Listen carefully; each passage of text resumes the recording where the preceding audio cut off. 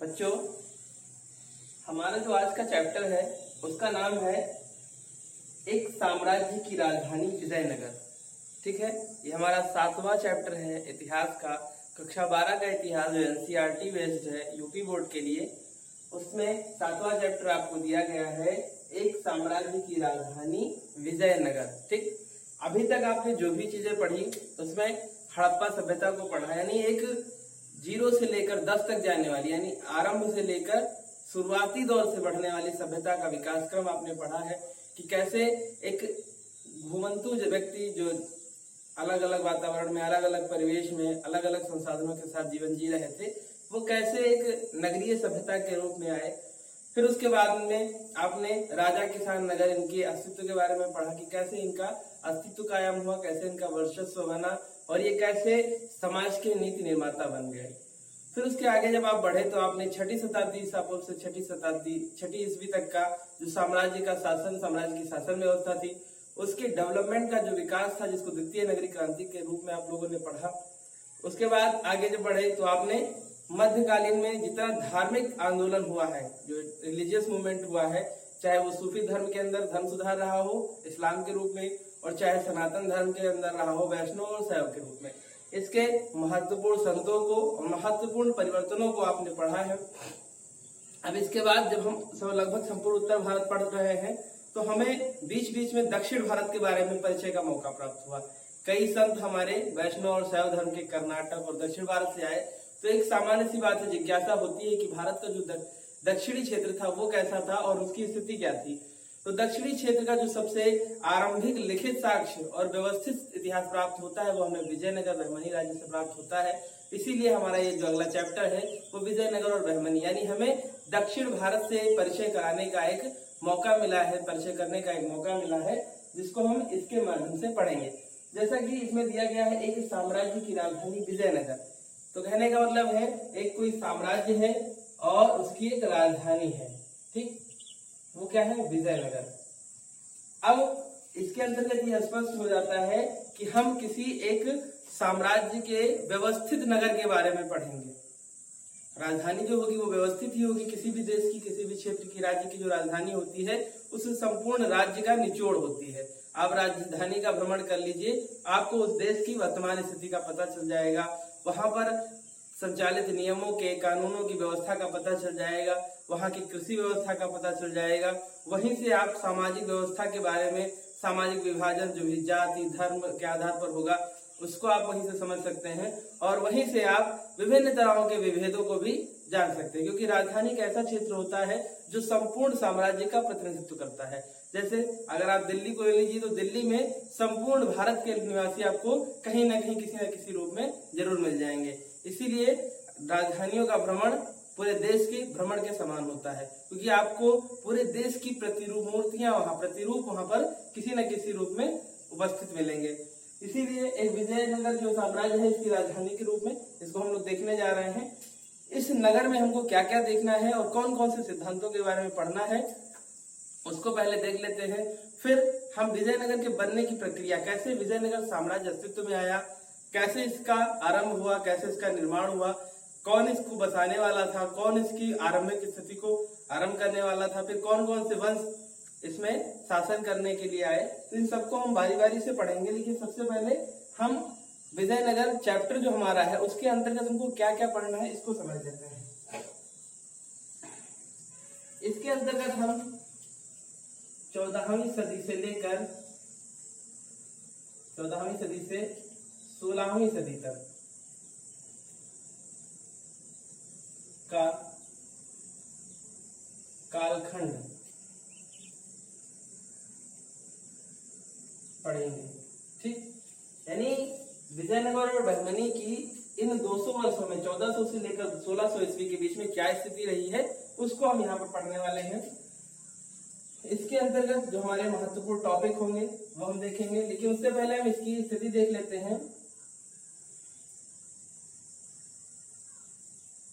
ये दक्षिण भारत में आपका ये गोवा,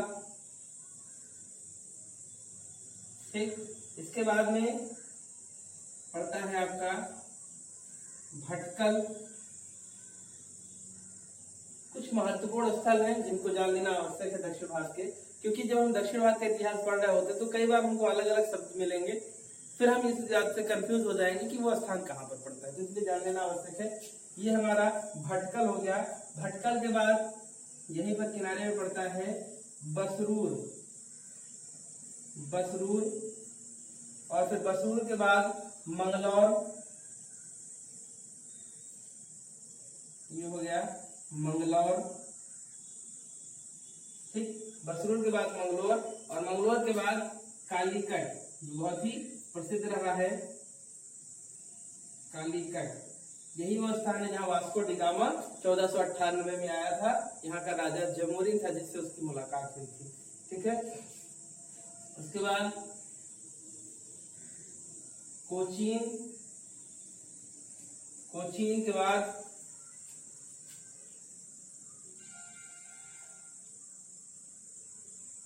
ठीक, यहां पर आपका पड़ेगा तिरुवल्ली, तिरुवल्ली। तिरुवल्ली के ऊपर थोड़ा सा अभी ये आपको वर्ड्स मिलेंगे, ये है मदुरई, ठीक, मदुरई। और यहां पर आपका पड़ेगा तंजाउर, ये तंजाउर है। और ये आपका पड़ेगा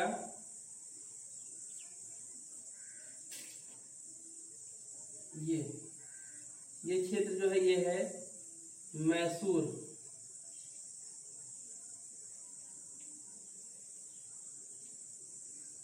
ये आपका क्षेत्र है मैसूर, जो कि वर्तमान में कर्नाटक में है मैसूर।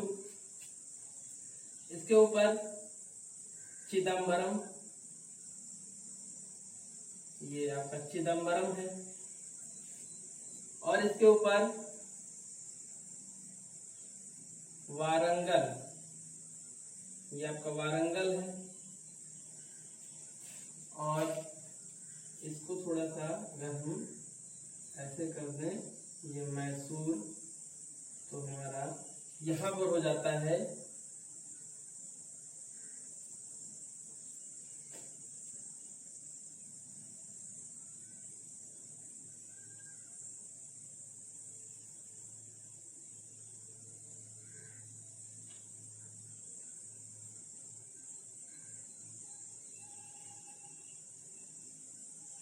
जी, ठीक, बीदर हो जाता है। यहां पर हमारा हो जाएगा बीदर, बीदर हो जाएगा। और यहां पर ये है हमारा विजयनगर, ये जो क्षेत्र है ये हमारा विजयनगर का क्षेत्र है, ठीक। इस तरह से ये कुछ दक्षिण भारत के महत्वपूर्ण स्थल हैं जिनको जान लेना आवश्यक है, क्योंकि ये आपके पूरे चैप्टर में बार बार आएंगे, मिलते रहेंगे। वहां पर आपको भ्रम की स्थिति उत्पन्न हो सकती है कि ये कहाँ पर है। इसकी लोकेशन आपको याद रहेगी तो समझने में थोड़ी सी आसानी रहेगी, ठीक है।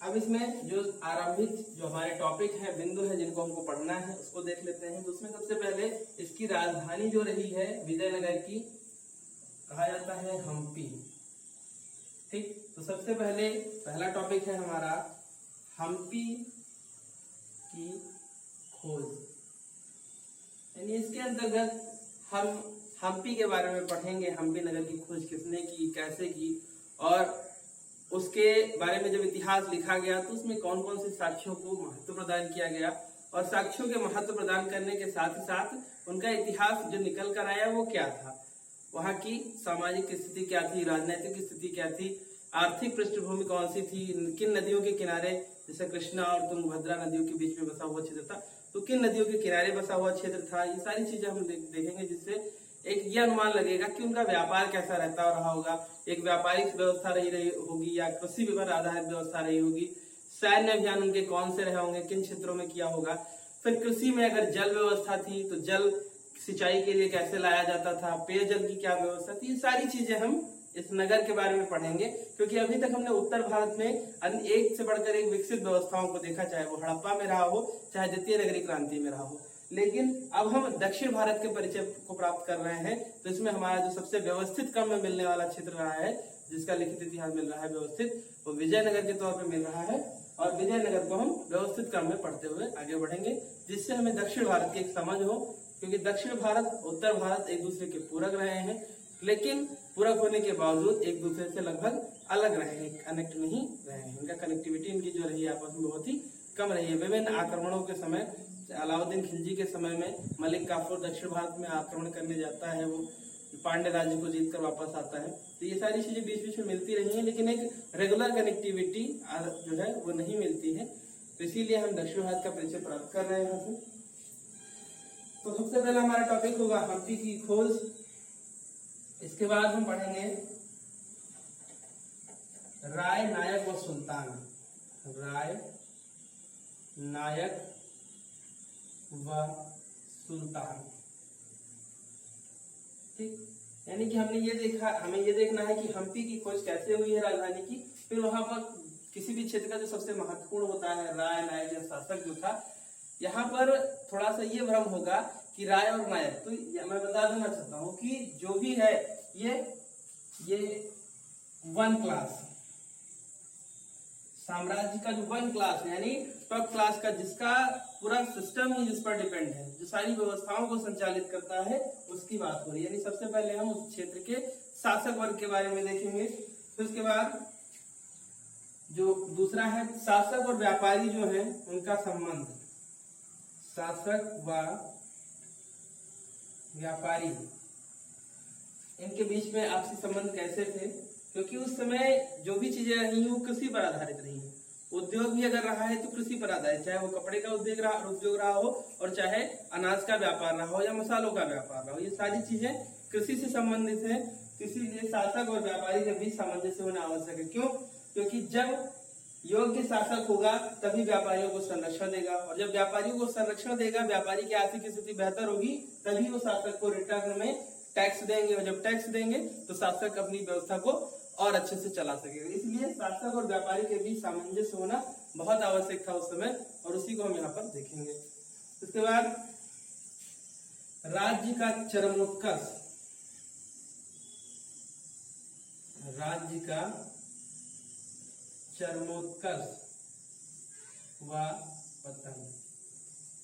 फिर आगे जब हम बढ़ेंगे तो ये जैसे हमने शासक को देखा, व्यापारी वर्ग को देखा, इन तीन चीजों के साथ कैसे राज्य अपने उन्नति की चरम सीमा पर पहुंचा और कैसे वो पतन की तरफ वापस आया, इनके बीच का जो कारण रहा है, जो अंतर्द्वंद रहा है, उसको सीखने का, उसको समझने का प्रयास हम लोग करेंगे। क्योंकि इसको समझकर हम एक आने वाली नई व्यवस्थाओं के विकास के बारे में भी समझ सकते हैं, और जो इतिहास का उद्देश्य होता है घटनाओं से कुछ सीख लेना, वो उद्देश्य भी हमारा इससे पूरा होगा। फिर इसी के साथ साथ जो पूरे चैप्टर में हमें जो महत्वपूर्ण बिंदु मिले, जब हमने राजधानी के रूप में इसका अध्ययन किया, साम्राज्य की राजधानी के रूप में कि एक साम्राज्यिक व्यवस्था में इनका क्या योगदान था या इनकी स्थिति क्या थी, उस समय हमको जो टॉपिक मिलेंगे, ये तो हमारे सरफेस टॉपिक हो गए मेन, कि ये हमें पूरे साम्राज्य की व्यवस्था को पढ़ना है, और इस व्यवस्था को हम प्रत्येक साम्राज्य के साथ पढ़ेंगे।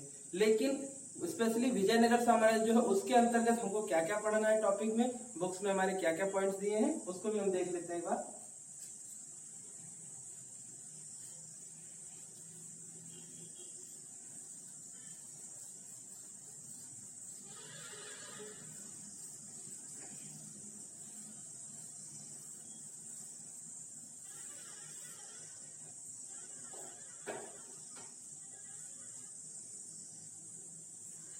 पहला है हमारा विजयनगर, विजयनगर के बाद राजधानी व उसके परिप्रदेश। ठीक, हम इसमें विजयनगर को मूल रूप से देखेंगे, उसकी राजधानी और उसके परिप्रदेश, यानी उसके अधीन क्षेत्र जो आसपास थे, जो उस पर आश्रित थे, जो उनके व्यवस्था के अनुरूप चलते थे, उनको देखेंगे। फिर इस साम्राज्य का जो जल संपदा या प्रबंधन, यानी यहाँ पर नदियां थी, नदियों के किनारे बसा हुआ, तो वहां का जल संपदा जो थी उसका उपयोग कैसे होता था। जल संपदा का उपयोग परिवहन के रूप में हो सकता है, सिंचाई के रूप में हो सकता है, क्योंकि तब बिजली बनाने का कारखाना तो लगता नहीं था, बिजली बनाने के टरबाइन होती नहीं थी जो आप बिजली बना लेंगे।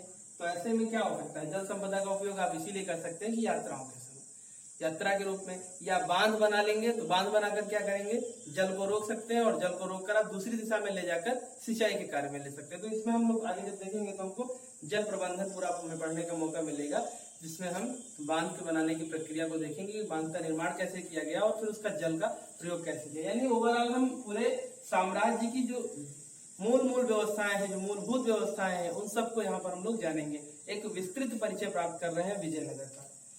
इसके बाद अब हमने ये देख लिया, तो अगला किलेबंदी, किलेबंदी व सड़कें। ठीक, यानी कैसे यहाँ का जो किले होते थे यहाँ के, उनकी किलेबंदी जैसे होता क्या है, एक मान लीजिए ये किला है आपका, इसकी ऐसे दीवार से घेरकर किलेबंदी कर दी गई, यहाँ पर ये खाई खोद दी गई किनारे किनारे, ऐसे करके ये आपकी खाई खोद दी गई, इसमें पानी भर दिया गया और ये एक मेन मार्ग हो गया आने का। तो ऐसे में क्या है, जब कभी कोई आक्रमणकारी आएगा तो उसको इस खाई में से गुजरना पड़ेगा, और जब तक वो खाई से निकलकर ऊपर आने का प्रयास करेगा, कि इस बाउंड्री लाइन तक आने का प्रयास करेगा, तब तक आप अपने आप को व्यवस्थित कर चुके होंगे। और इन बाउंड्री वॉल्स पर ऊपर सैनिक सिपाही खड़े हुए हैं। बहुत जगह जो पहाड़ों पर बना हुआ था, जैसे पहाड़ों पर बना हुआ है, यहाँ पर आपका महल बना हुआ है, तो ऐसे स्थानों पर सिपाही बड़े बड़े पत्थर रखे हुए हैं। जब कोई चढ़ने का प्रयास करता है इस महल तक आने का, ये ऊपर से गिरा दिए जाते हैं और ये लोग नष्ट हो जाते हैं। तो किलेबंदी का काम क्या था, अपनी जो शासन व्यवस्था है, जो शासक वर्ग है, उसकी सुरक्षा के लिए घेराबंदी कर लेना, उसके मकान को, उसके आवास को व्यवस्थित क्रम में घेर लेना। तो वही हम यहाँ पर किलेबंदी और सड़कें, जो परिवहन का सबसे महत्वपूर्ण साधन होता है, सबसे सस्ता और सर्वोपयोगी होता है, क्योंकि सड़क मार्ग का प्रयोग प्रत्येक व्यक्ति कर सकता है। तो इसके बारे में पढ़ेंगे।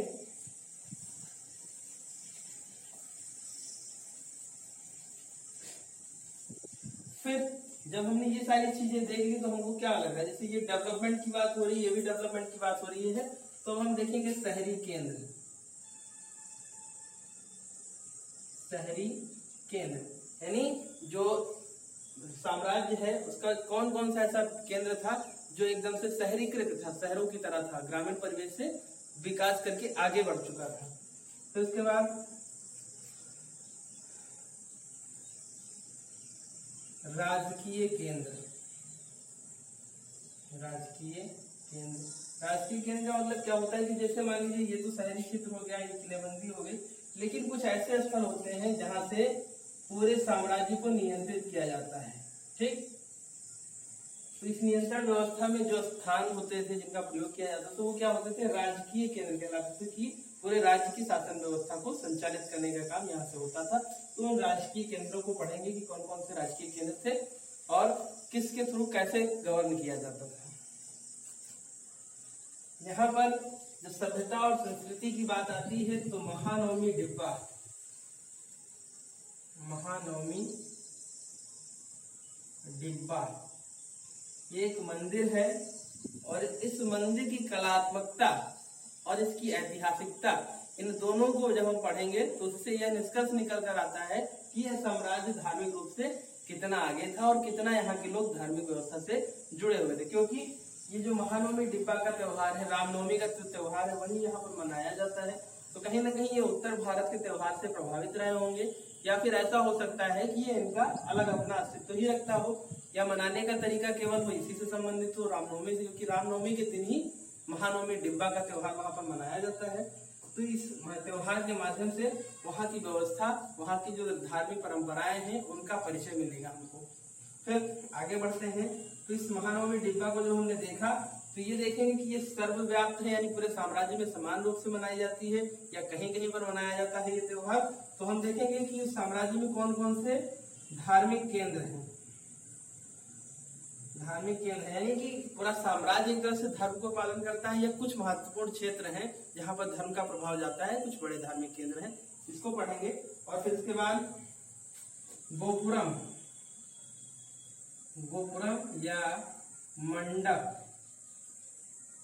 ये एक शब्द मिलेगा। गोपुरम मतलब जहां गौओं को रखा जाता हो, गौशाला रखी जाती हो, वो गोपुरम या मंडप के नाम से जाना जाता था। तो इसको भी हम लोग यहाँ पर परिचय प्राप्त करेंगे कि ये गौ संरक्षण में विशेष ध्यान देते थे, गौ को महत्व प्रदान करते थे, ये सारी चीजें और फिर उसके आगे महल, मंदिर व बाजारों का अंकन। इसका मतलब ये है कि आपको विभिन्न इमारतों की दीवारों पर बाजार, महल और मंदिरों के चित्रों का उद्धरण मिलेगा, अंकित चित्र मिलेंगे, जिससे इस बात का पता चलता है कि ऐसी व्यवस्थाएं साम्राज्य में संचालित होती थी। इसको हम लोग देखेंगे। और फिर इसके बाद हमारा जो होगा उत्तर की खोज में प्रश्न।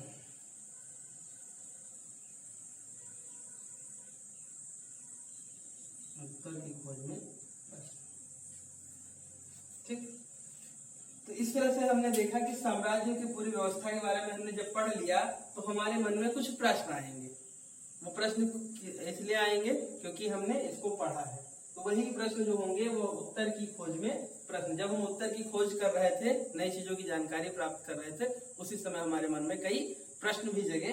और वही बात लास्ट में जो है पॉइंट में कहलाई कि उत्तर की खोज में प्रश्न, यानी जो इस व्यवस्था को पढ़ने के बाद हमारे मन में जो जिज्ञासा होगी, जो प्रश्न आएंगे मन में, वही हमारी इस उत्तर की खोज के प्रश्न होंगे, यानी पूरी व्यवस्था को पढ़ने के बाद प्राप्त हुए हमारे निष्कर्ष होंगे, ठीक। तो अब इसके बाद हम अगले वीडियो में विजयनगर साम्राज्य जो है उसके बनने की प्रक्रिया पढ़ेंगे, कैसे बना और वहां पर कौन कौन से शासकों ने शासन किया, इसका परिचय प्राप्त कर लेंगे, किन राजवंशों ने शासन किया उसका परिचय प्राप्त कर लेंगे। उसके बाद में हम इन सारी व्यवस्थाओं पे आएंगे, क्योंकि समझने के लिए मूल से चलना का जरूरी है। हम हवा में चलेंगे तो फिर चीजें समझ में नहीं आएंगी। अभी मैं यहाँ से निकल के और शुरू कर दूं कि विजयनगर राजधानी और उसका स्वरूप, तो क्या होगा, आप पढ़ तो जाएंगे, मैं पढ़ा भी दूंगा, तुरंत समझ में भी आ जाएगा, लेकिन उसका जो मूल होगा, उसका जो कॉन्सेप्ट होगा वो समझ में नहीं आएगा। इसलिए अब हम विजयनगर जो साम्राज्य बना उसके निर्माता कौन थे, उस किनकी प्रेरणा से बना था, किसके शासनकाल में बना था, उत्तर भारत में किसका शासन था उस समय, इन सारी चीजों को पढ़ेंगे और कौन कौन से बात शासन करते हुए आगे आए, ठीक है। तो अगले वीडियो में देखते हैं।